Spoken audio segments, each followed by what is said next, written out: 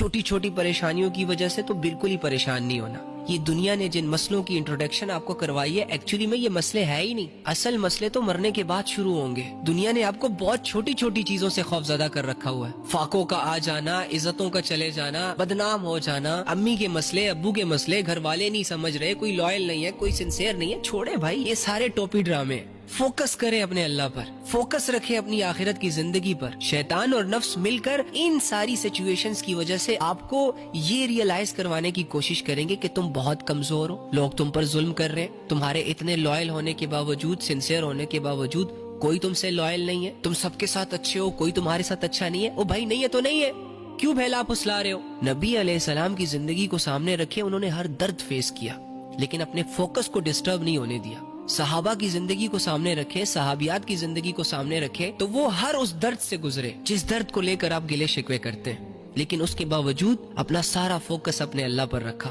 और खुद पे भी भरोसा किया कि हम कर लेंगे। तो ये छोटी छोटी परेशानियों को अपना सर दर्द ना बनाए। आपके साथ जो हो रहा है होने दे, जो हुआ सो हुआ। किस्से कहानियों से निकले, रियलिटीज को देखें। अल्लाह रब्बुल इज्जत ने जो हमें मैसेजेस भेजे हैं कुरान की सूरत में, आज तक हमने वो पढ़े ही नहीं। पढ़ेंगे नहीं तो समझेंगे कैसे? समझेंगे नहीं तो अमल क्या करेंगे?